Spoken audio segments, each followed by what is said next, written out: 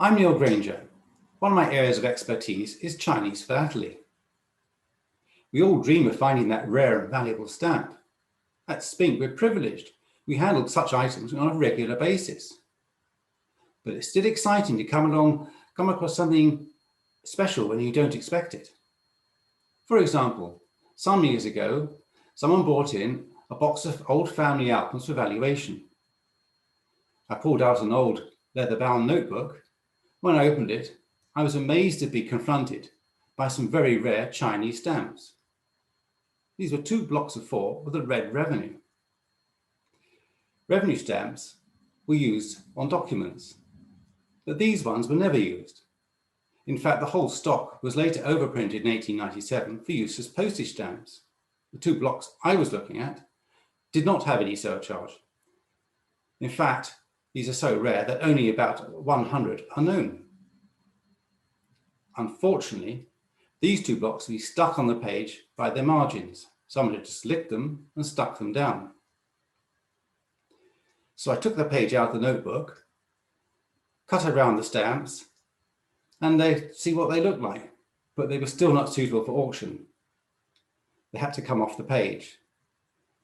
So, with a steady hand, gritting my teeth, I slowly teased each block away from its backing paper. No mean feat when you think how valuable these stamps are. This was not the most exciting part of the experience. However, they came away safely. A great deal of interest was expressed over these 2 blocks. Not surprising, as before now, the largest known block was only a block of 4. There was great excitement on auction day. The room was full and buzzing, and there were 10 telephone bidders waiting for these 2 lots. The first block was estimated at 2 million Hong Kong dollars. I opened the bidding at 1.6 million, only met with a sort of strong silence. People were reluctant to bid. Eventually, with a bit of coaxing, one of the telephone bidders got the ball rolling. Then very slowly, bid by bid, we crept up the astonishing price of 4.6 million Hong Kong dollars. Second block, there was less reluctance, and we soon got up to the sale price of that one of 3.1 million Hong Kong dollars. That's twice the low estimate. So why are these stamps so valuable?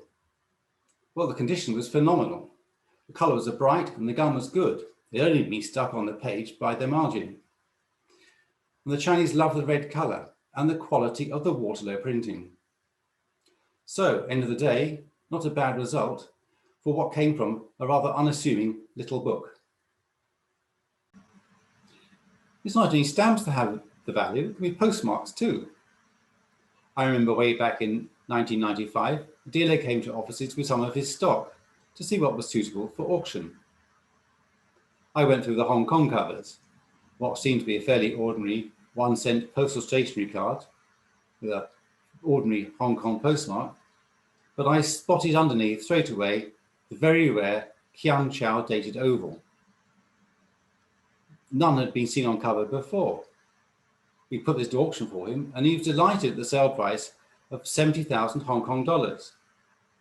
Not surprising really, as his original cost or sale price was only about £80.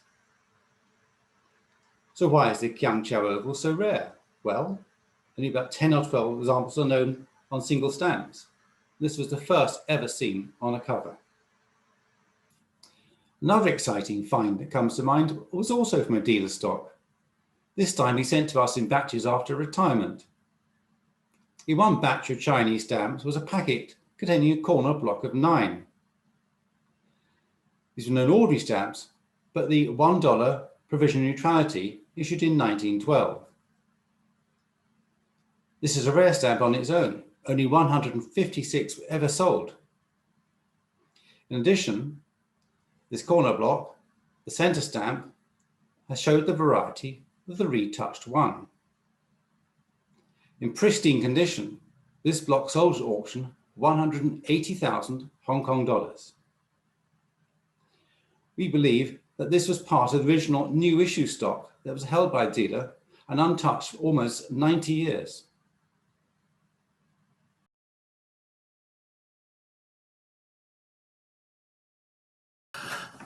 It must be every philatelist's dream to find an undiscovered rarity in a collection.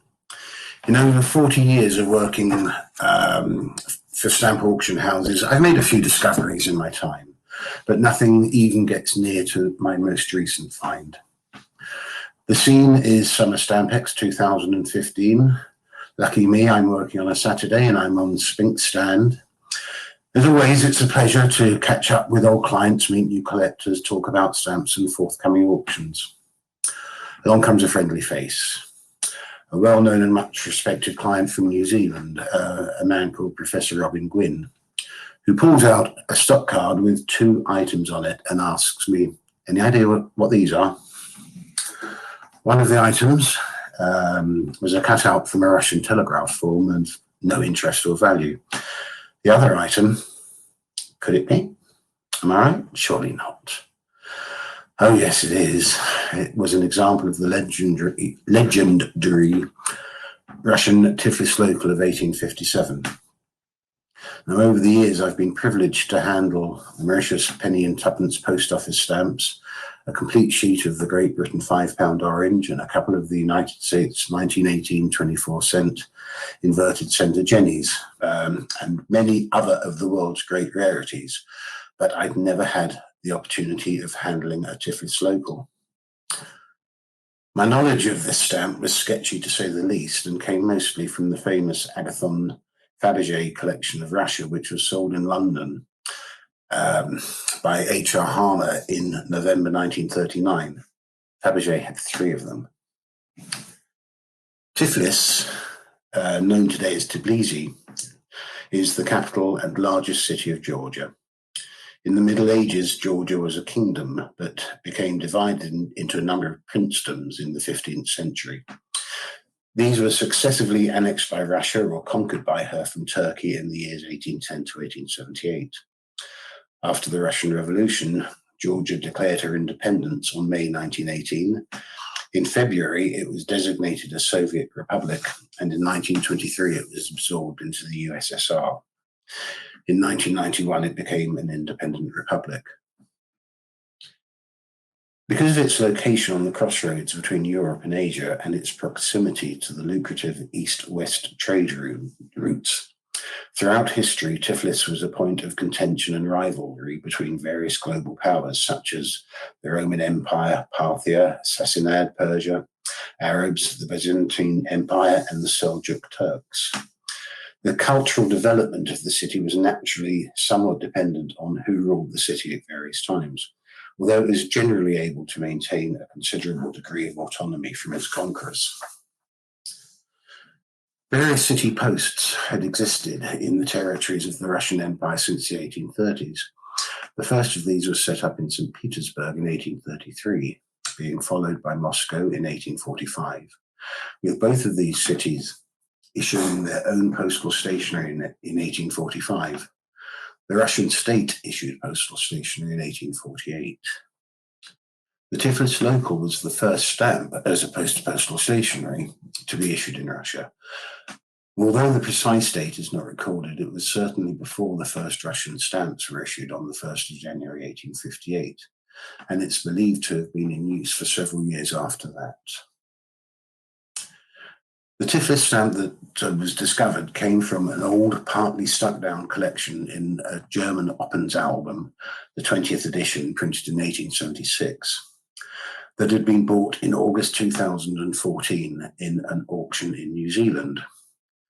The owner bought the collection because it was the earliest such album he'd ever seen sold in New Zealand, and as such was interesting in terms of philately in New Zealand and could be shown at various displays at stamp clubs in that country. When the owner got the collection home, he was somewhat dismayed to see that one page had been mutilated. On inquiring with the auction company, he discovered that the owner had given permission for a page to be sacrificed in order to see whether the stamps that were stuck down in it could be saved. He was given the opportunity of returning the collection. As it wasn't as offered, or as he'd seen it, I'll bet now that he's very glad he didn't. Obviously, with such a great rarity, one needs to have it certified, and My advice was that it should be sent to the best expert that I know in Russian stamps in New York.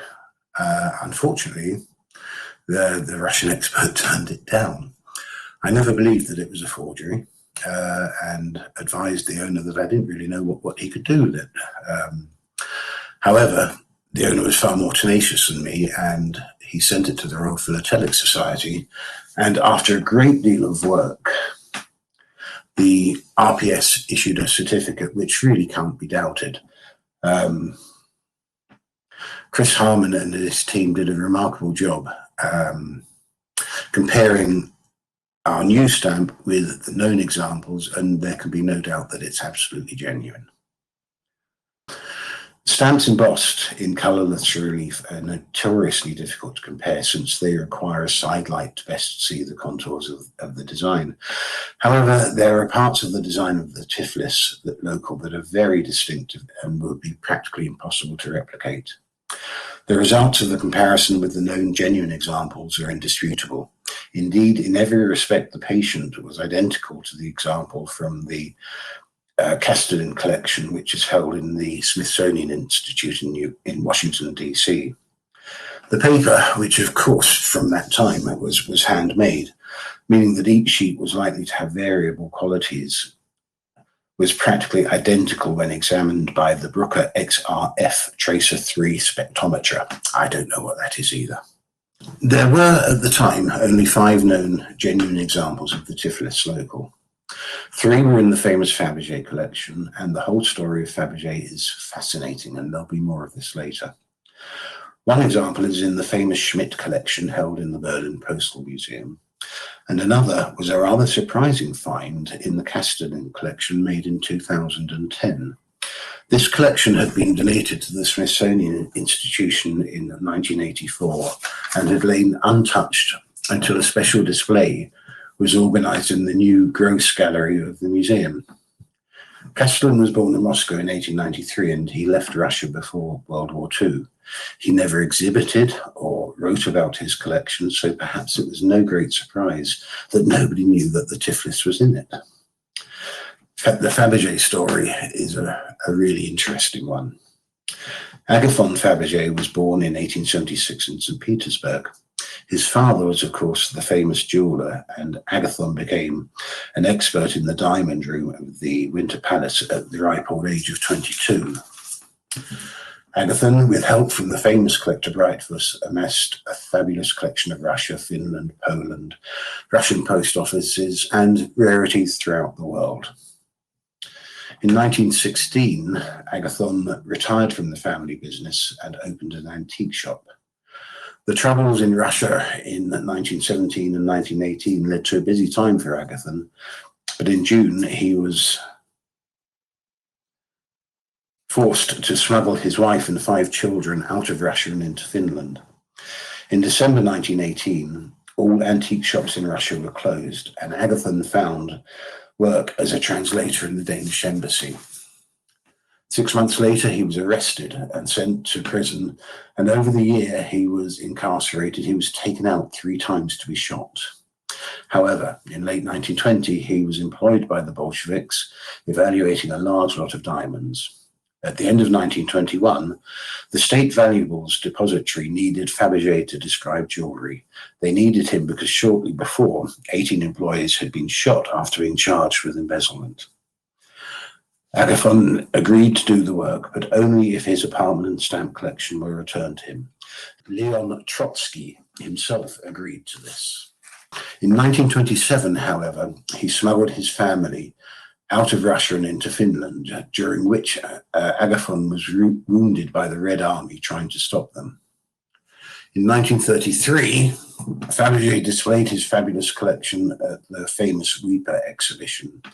Not only the Russian areas, but also rarities of Italian states, New South Wales, Argentina, Norway, and others.